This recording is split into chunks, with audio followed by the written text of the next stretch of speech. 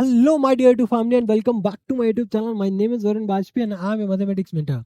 और आज है हमारा कॉम्पिटेंसी बेस्ड क्वेश्चन सीरीज का ये पार्ट 38 जहां पे हम कंटिन्यू कर रहे हैं सर्कल चैप्टर से रिलेटेड कुछ ऐसे इंपॉर्टेंट क्वेश्चन जिनके आने की पॉसिबिलिटी आपके एग्जाम्स में 100% है। ठीक है, तो आज की इस वीडियो में हम खाली एक क्वेश्चन डिस्कस करेंगे और ये क्वेश्चन मेरे अकॉर्डिंग आपके एग्जाम पॉइंट ऑफ व्यू से बहुत ही ज्यादा इंपॉर्टेंट होने वाला है।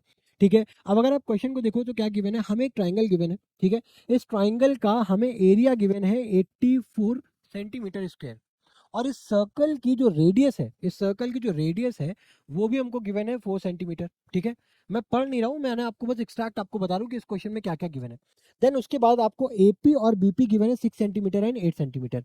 अगर आप इस क्वेश्चन को देखो तो ये हमारा सीबीएसई 2017 में पूछा गया हुआ क्वेश्चन है।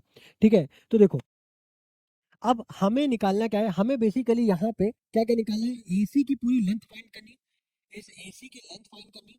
ठीक है, और इस बीसी की लेंथ फाइंड करनी है। ठीक है, मान लेते हैं ये वाई है।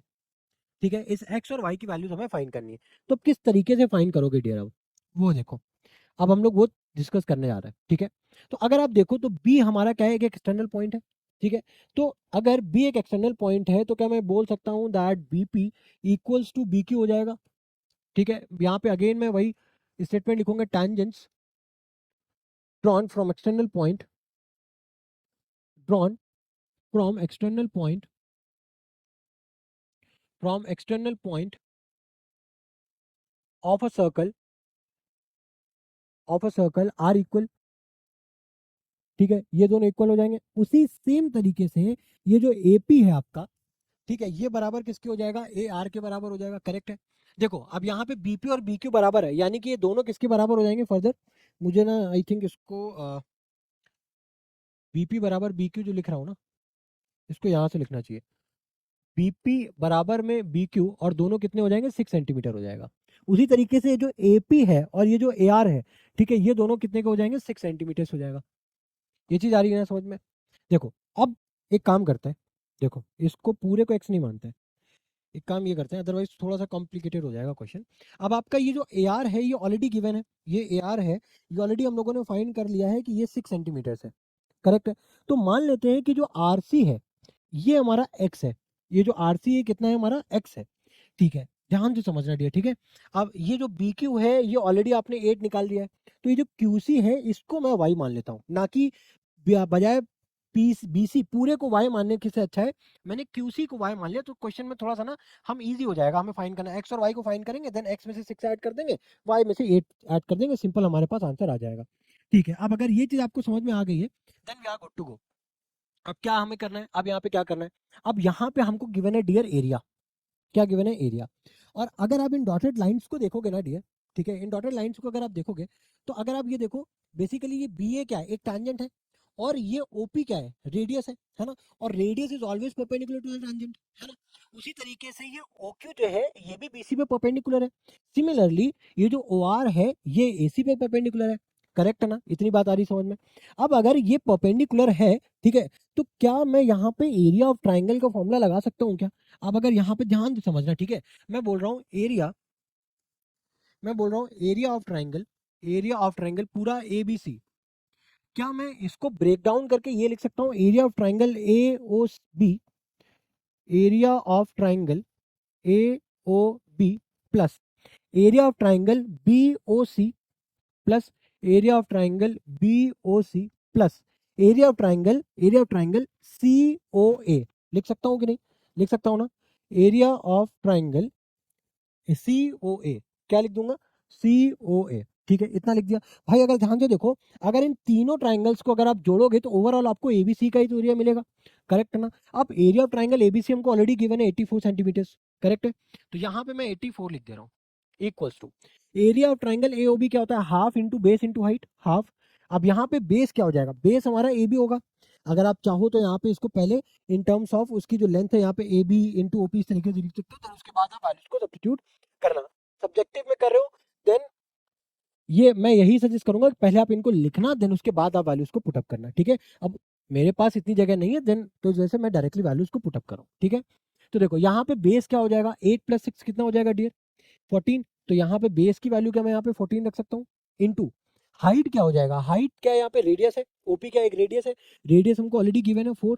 तो मैंने यहाँ पे ये रख दिया।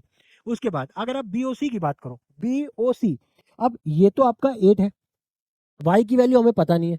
क्या y की वैल्यू पता है? नहीं पता, ठीक है।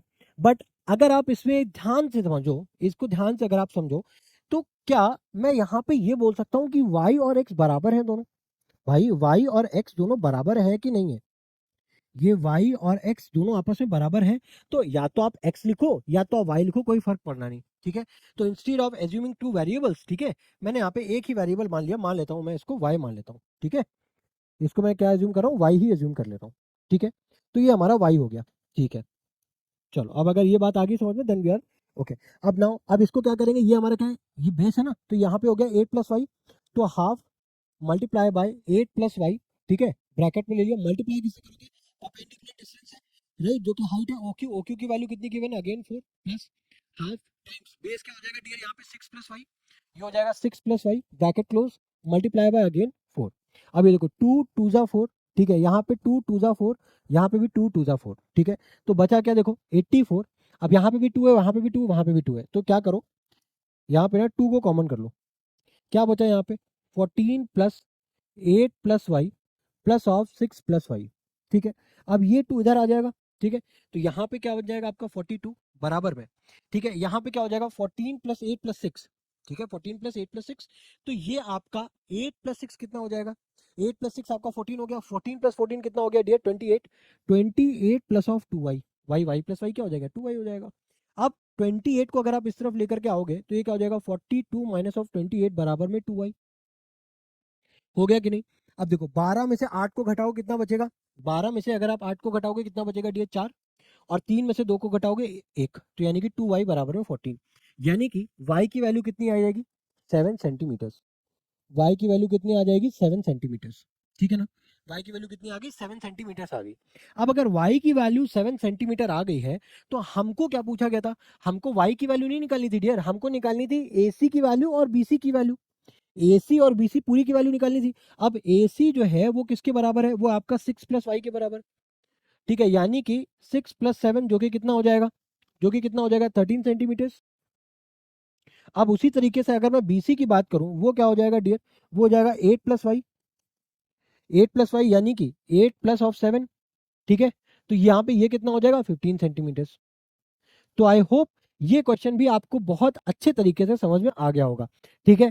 आया है कि नहीं आया आप कमेंट बॉक्स में जरूर बताना। अगर आपको समझ में आ रहा है, ठीक है, ये सारे क्वेश्चंस आपको अच्छे से समझ में आ रहे हैं, तो प्लीज कमेंट बॉक्स में जरूर से जरूर मेंशन किया करो that sir yes I am understanding, और I am understanding each and every question whatever you are telling in every video, right. जिस भी क्वेश्चन, जैसे आज ये वीडियो देख रहे हो आप, तो इस वीडियो के कमेंट सेक्शन में आप जरूर मेंशन करना कि sir yes sir I am understanding, बस इतना सा मेंशन कर देना, yes sir I am understanding, ठीक है। तो इससे मुझे भी पता चलेगा कि भाई आप अगर कोई भी वीडियो अगर वॉच कर रहे हो तो हाँ आप उससे सीख रहे हो या फिर नहीं सीख रहे हो।